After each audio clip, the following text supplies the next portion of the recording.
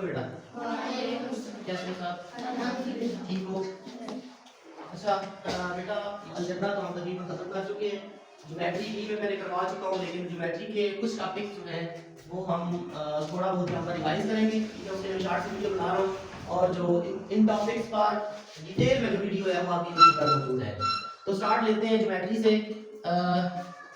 Geometry का word जो है वो इसको अगर हम पार्ट वाइज चेक करें, जियो मींस जमीन एंड मेट्री मीन मेजरमेंट, ठीक है, जमीन की मेजरमेंट्स, ठीक है। अच्छा अब इसमें जो मेन चीज हम इस्तेमाल करते हैं, मैंने 2 दिन पहले भी शायद आपको इसकी डिटेल बता दी, ज्योमेट्री बॉक्स और इसके इंस्ट्रूमेंट्स को। उसके इंस्ट्रूमेंट्स में मैंने आपको सारों की डिटेल पार्ट वाइज बता दी है कि क्या क्या चीजें हैं और क्या क्या इसमें इस्तेमाल होते हैं। ये दोनों सेट स्क्वायर्स थे, ठीक है, इससे हम पैरेलल पॉइंट्स जो है वो लगाते थे, ठीक है, और इसको मैंने बताया था कि एंगल बनाने के लिए इस्तेमाल किया जाता है, ठीक है जी। इसको हम प्रोट्रैक्टर बोलते हैं और आप इसको डी भी बोलते हैं। इसके ऊपर एंगल्स बने हुए हैं, एंगल्स दोनों तरफ से बने हुए हैं, एक क्लॉकवाइज और एक एंटी क्लॉकवाइज, डिटेल में मैं आपको बता चुका हूं। एक 0 से 180 इधर जा रहा है और एक 0 से 180 इधर आ रहा है, ठीक है। इसके बाद ये दोनों सेट स्क्वायर्स थे, इसको भी पैरेलल लाइंस और एंटी पैरेलल या परपेंडिकुलर लाइंस लगाने के लिए इस्तेमाल करते थे, ठीक है। और इसके बाद जो मेन चीज में इस्तेमाल हो रही है वो स्केल है, ये लाइन की मेजरमेंट के लिए इस्तेमाल करते हैं। इसकी डिटेल जो है वो हम पहले कर चुके हैं, इसका बकायदा वीडियो भी आपके पास YouTube पर मौजूद है। नेक्स्ट आपका अगला टॉपिक है वो है एंगल्स का। एंगल्स की मैंने परसों बता चुका हूं आपको, एंगल्स की टाइप्स मैंने आपको बताई थी, स्टार्ट किया था मैंने। टोटल एंगल्स कितने थे? 360 थे, और इन 360 एंगल्स को हमने डिवाइड कर दिया था मुख्तलिफ पार्ट्स में और उनके नाम रख दिए थे। अभी जो 0 से लेकर 90, 0 से बड़े और 90 से छोटे थे, उनको जो हमने नाम दिया था वो एक्यूट एंगल्स का नाम दिया था, ठीक है। इसके बाद जो 90 का एंगल था उसको नाम दिया था हमने राइट एंगल का। फिर 90 से बड़े और 180 से छोटे जो एंगल्स थे, जो कि सेकंड क्वाड्रेंट में चले जाते हैं, उनको हमने ऑब्ट्यूज एंगल्स का नाम दिया था।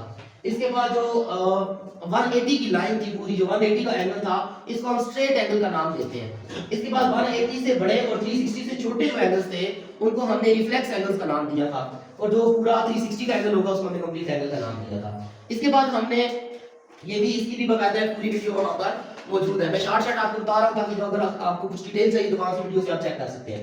इसके बाद एंगल बनाने का तरीका क्या था, ठीक है। एक तो एंगल बनाने का तरीका जो है वो डी से हम बनाते होते हैं, उस दिन मैंने बताया था किस तरह हम डी को रखते हैं लाइन के ऊपर, लाइन लगा के, तो हम उसके ऊपर पॉइंट फिक्स करते हैं जो कि 0 पॉइंट होता है, उसके ऊपर हम इस डी को फिक्स कर देते हैं, ठीक है। अब आपने जिस साइड से एंगल बनाना है, चाहे वो क्लॉकवाइज बनाना है या एंटी क्लॉकवाइज बनाना है, ये आपकी मर्जी है, ठीक है। अगर आपने एंटी क्लॉकवाइज बनाना है, 40 का एंगल तो ये देखें 180 से तो काउंटिंग नहीं स्टार्ट होती, 0 से स्टार्ट होती है।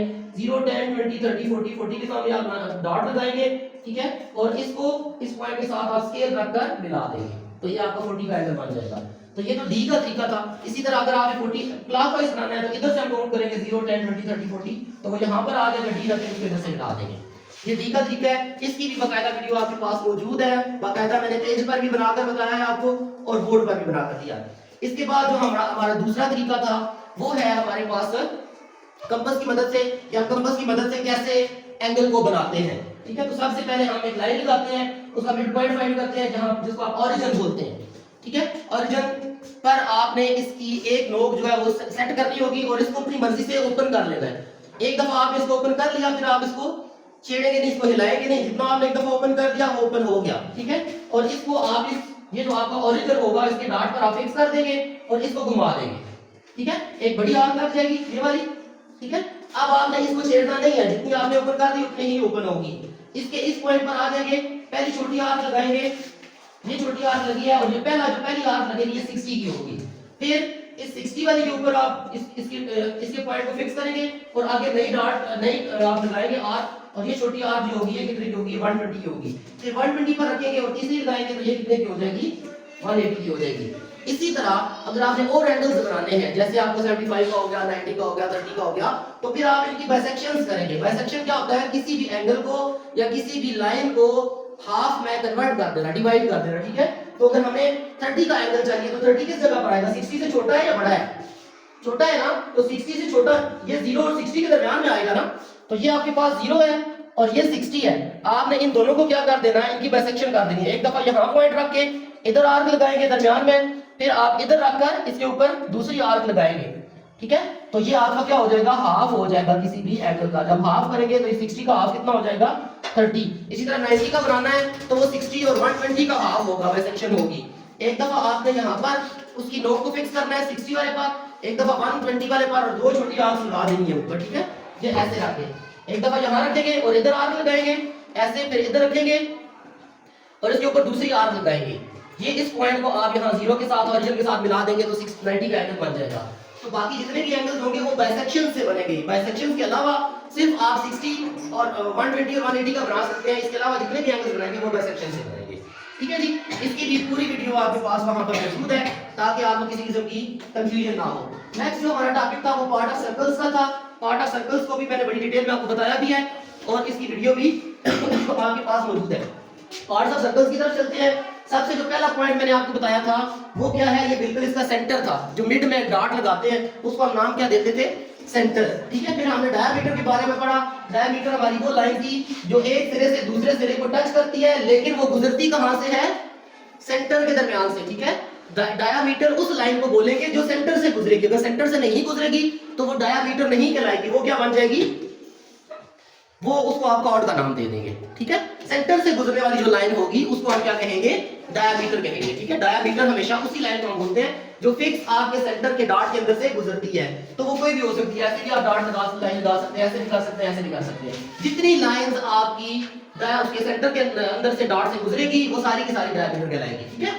अच्छा, ये तो हो गया डायमीटर। डायमीटर के बाद हमने रेडियस को पढ़ा था। रेडियस क्या था, half of the diameter, half of the diameter. ये पूरी लाइन जो थी ये डायमीटर थी, जब हमने इसको हाफ किया ये वाली लाइन क्या कहलाएगी, रेडियस कहलाएगी, ठीक है। डायमीटर का हाफ करेंगे तो वो रेडियस बन जाएगा, ठीक है। इसके बाद जो हमने चीज पढ़ी थी वो सर्कमफेरेंस थी। सर्कमफेरेंस क्या है, ये आउटर बाउंड्री, आउटर बाउंड्री की जो लाइन होगी यहाँ से आप एक जगह से स्टार्ट करेंगे और पूरा सर्कल घूमकर जब दोबारा आप यहाँ पर आएंगे तो ये पूरा जितना इसने एरिया कवर किया था, ये जो इसके आउटर बाउंड्री है, जितनी आउटर बाउंड्री इसने कवर किया है, ये सर्कमफेरेंस कहलाएगी। इसके बाद हमने टेंजेंट के बारे में पढ़ा। टेंजेंट क्या था, एंड पर मैंने बताया था, अगर आपको याद हो तो। टेंजेंट उस लाइन को बोलते हैं जो सर्कल के किसी एक पॉइंट को टच करके जाएगी, सर्कल के किसी एक पॉइंट पर टच करके जाएगी। अगर ये अंदर चली जाती है, यहां से गुजर जाती है, तो ये टेंजेंट नहीं कहलाएगी क्योंकि इसने दो जगहों पर टच किया, एक यहां एक यहां। तो टेंजेंट क्या होगा, जो एक जगह टच करके जाएगी, ठीक है। जब वो दो जगहों पर टच करेगी तो वो क्या बन जाएगी, कॉर्ड बन जाएगी, ठीक है। तो टेंजेंट क्या होगा, जो सर्कल को एक पॉइंट पर टच करके जाएगी। नेक्स्ट हमारे पास सेगमेंट्स आ जाते हैं। पहले कॉर्ड के बारे में मैं आपको बता देता हूं। कॉर्ड उस लाइन को बोलते हैं कि जो सेंटर के अलावा किसी जगह से गुजरती है और दो जगहों पर टच करती है। सेंटर के, ये तो हो गया सेंटर, यहां से लाइन गुजरेगी तो हम ऊपर पढ़ चुके हैं कि वो डायमीटर हो जाएगी। इसके अलावा आप किसी भी जगह से गुजार देते हैं लाइन को तो हम उसको क्या कहेंगे, कॉर्ड कहलाएंगे, ठीक है।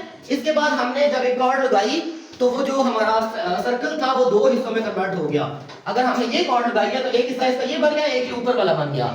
ये छोटा हिस्सा, ये बड़ा हिस्सा। जो छोटा हिस्सा है उसको हमने कहा था माइनर सेगमेंट, और जो बड़ा हिस्सा था हमने उसको क्या कहा था, एक मेजर सेगमेंट कहा था, ठीक है। कॉर्ड भी हो गया, सेगमेंट्स भी हो गए। नेक्स्ट जो हमारा टॉपिक था वो था सेक्टर्स का, ठीक है।